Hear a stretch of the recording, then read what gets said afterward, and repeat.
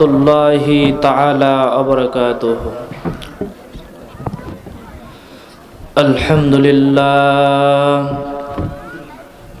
الحمد لله يستعينه واستغفره ونعوذ بالله من شرور أنفسنا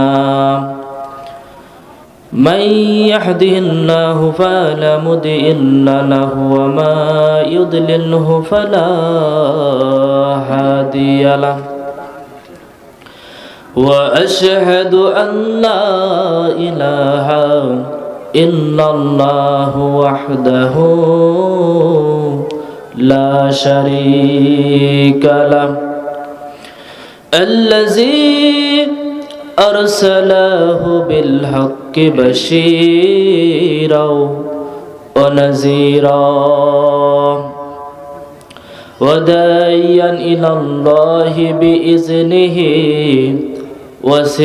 وسراجا منيرا فقد قال الله تعالى في كلامه المجيد والفرقانه الحميد জবান খুলি মোহাব্বত সকলি পড়ি আউযু বিল্লাহি মিনাশ শাইতানির রাজিম বিসমিল্লাহির রহমানির রহিম কুল হুয়াল্লাহু আহাদ আল্লাহুস সামাদ লাম ইয়ালিদ ওয়া লাম ইউলাদ ওয়া লাম ইয়াকুল লাহু কুফুয়ান আহাদ সাদাকাল্লাহুল আযীম ইন্নাল্লাহা মালাইকাতাহু يصلون على النبي يا أيها الذين آمنوا صلوا عليه وسلموا تسليما اللهم صل على محمد وعلى آل محمد كما صليت على إبراهيم وعلى آل إبراهيم إنك حميد مجيد اللهم بارك على محمد وعلى آل محمد كما باركت على إبراهيم وعلى آل إبراهيم إنك حميد مجيد আল্লাহ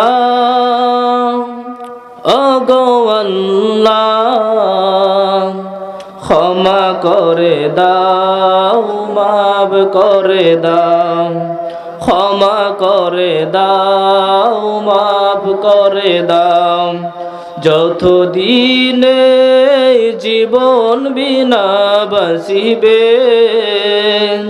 সুপথে চালাও মাফ করে দাও আমার তো ঝাঁকুনি আসার কারণে এই দুইটা গ্লাস তো ভেঙে চুরমার হয়ে গেল এখন আমি আল্লাহকে কি বলবো আমার আল্লাহ তখন ডাক দেওয়ার মুসা রে কি খবর কি খবর তোমাকে দুইটা গ্লাস ধরে রাখতে বললাম আর সামান্য গ্লাস তুমি ধরে রাখতে পারলা না ও মুসা তাহলে তুমি একটা বার চিন্তা করে দেখো আমি আল্লাহ যদি ঘুমাইতাম তাহলে এই যে পৃথিবী কিন্তু পৃথিবীর জায়গায় থাকতো না জমির জায়গায় থাকতো না সব কিছু একটা আরেকটার সঙ্গে লেগে সব কিছু ধ্বংস হয়ে যেত কথা বলেন ঠিক কি না তাহলে সব কিছু পরিচালনা করতেছেন কে আল্লাহ রব্বুল আলামিন সব কিছু পরিচালনা করেন আল্লাহ রব্বুল আলামিন যদি নিদ্রায় দেন আল্লাহ রব্বুল আলামিন যদি ঘুম আসতো তাহলে পৃথিবীর জায়গায় থাকতো না পৃথিবী এক সময় কি হয়ে যেত ধ্বংস হয়ে যেত এই জন্য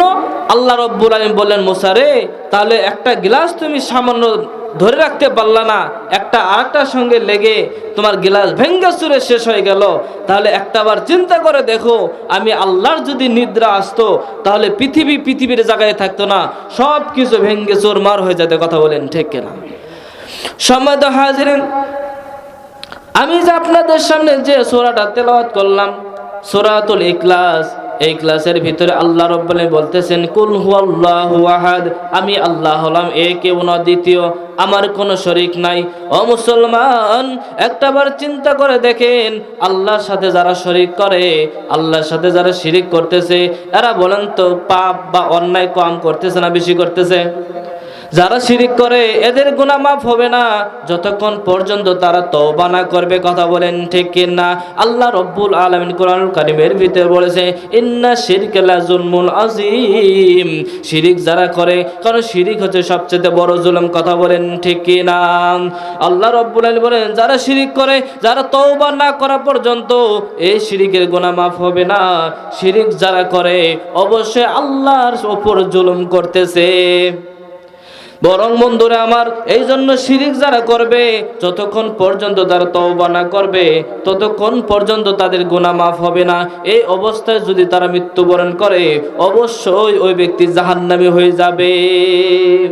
এজন্য আল্লাহর সাথে শিরিক করা যাবে না। আল্লাহ রাব্বুল বলেন শিরিক হচ্ছে এমন গুনাহ যা সবচেয়ে বড় জুলুম, বরং সে জাহান্নামের পথে হাঁটে। কথা বলেন ঠিক কিনা? এজন্য শিরিকের কাছ থেকে আমাদের বিরত থাকতে হবে। মুসলমান বন্ধুরা আমার, আল্লাহ রাব্বুল আলামিন মানুষ বানাইলেন। এখন যদি আমরা বলি যে আমাদেরকে বানাইছে দেবতা, তাহলে কি হবে? আল্লাহ রাব্বুল আলামিন মানুষ সৃষ্টি করলেন, আল্লাহ রাব্বুল আলামিন আসমান সৃষ্টি করলেন, আল্লাহ রাব্বুল আলামিন জমিন সৃষ্টি করলেন, সব কিছু সৃষ্টি করলো আমার আল্লাহ। এখন যদি আমরা বলি দেব দেবী এইগুলো সৃষ্টি করছে, বলেন তো আল্লাহর সাথে শিরিক করা হবে কি হবে না? এ মুসলমান, একটা উদাহরণ দিলে আপনারা বুঝতে পারবেন। আপনারা ধরেন অনেক ভাইরা আছে, দেখুন আপনাদের পছন্দের জিনিস আছে কি আছে না। ধরেন আপনাদের একটা উদাহরণ দেই, ধরেন একটা ছেলে একটা মেয়েকে পছন্দ করে। এখন যদি ওই মেয়েটাকে পছন্দ করার পর, এখন যদি ওই মেয়েকে সামনে যে বলে, ধরেন একটা মেয়ে মানে একটা বিবাহ করছে, ধরেন কি করছে, বিবাহ করছে। এখন যদি তার স্ত্রীর সামনে যদি বলে যে তোমার চাইতে কেমন জানো অমুক মেয়েকে কি বেশি ভালো লাগে, বলেন তো ভালো লাগবে? ভালো লাগবে না। মুসলমান বন্ধুরা আমার, তাহলে আপনার স্ত্রীর সামনে যখন আপনি অন্য মেয়ের প্রশংসা করবেন, তাহলে বন্ধুরা আমার তখন আপনার স্ত্রী কিন্তু সহ্য করতে পারবে না। কথা বলেন ঠিক কিনা? তেমনি ভাবে আল্লাহ রাব্বুল আলামিন এই দুনিয়ার সমস্ত কিছু সৃষ্টি করলেন, সব কিছু আল্লাহ রাব্বুল আলামিন সৃষ্টি করলেন। এখন যদি আমরা আল্লাহর পরিবর্তে অন্য কাউকে বলি, তাহলে অবশ্যই কিন্তু আল্লাহ রাব্বুল আলামিন ওই বান্দার প্রতি খুশি হবে না বেজার হবে? অবশ্যই কিন্তু আল্লাহ রাব্বুল আলামিন ওই বান্দার প্রতি বেজার হয়ে যাবে। আর আল্লাহ যদি কোনো বান্দার প্রতি বেজার হয়ে যায়, তার কোনো বাঁচার কোনো উপায় থাকবে না। কথা বলেন ঠিক কিনা? এই জন্য বন্ধুরা আমার, আল্লাহর সাথে কখনো শিরক করা যাবে না।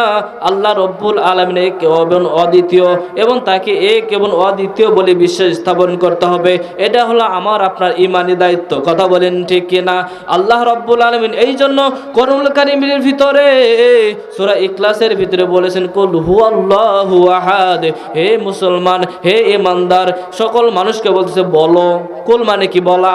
কুল মানে বলা, এই জন্য বলতেছে বলো আল্লাহু আহাদ, আল্লাহ রাব্বুল আলামিন এক এবং অদ্বিতীয়, তার কোনো শরীক নাই। কথা বলেন ঠিক কিনা?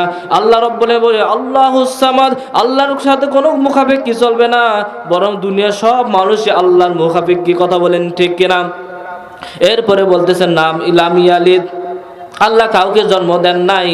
লাম ইয়ালিদ ওয়া লাম ইউলাদ, এবং তাকেও কেউ জন্ম দেন নাই, এবং তিনিও কাউকে জন্ম দেন নাই। কথা বলেন ঠিক কিনা? ওয়া লাম ইয়াকুল্লাহু কুফুয়ান আহাদ। এরপর বলতেছেন যে আমার সমকক্ষ দুনিয়ার জমিনে কেউ নাই, আসমান উপরেও কেউ নাই, আসমানের নিচেও কেউ নাই, জমিনের উপরেও কেউ নাই, জমিনের নিচেও আল্লাহর সমকক্ষ কেউ নাই। এই জন্য আল্লাহকে বিশ্বাস স্থাপন করতে হবে এবং এক এবং অদ্বিতীয় বলে বিশ্বাস স্থাপন করতে হবে। এটা যদি আমরা না মানি, তাহলে আমার আপনার ঈমান থাকবে না।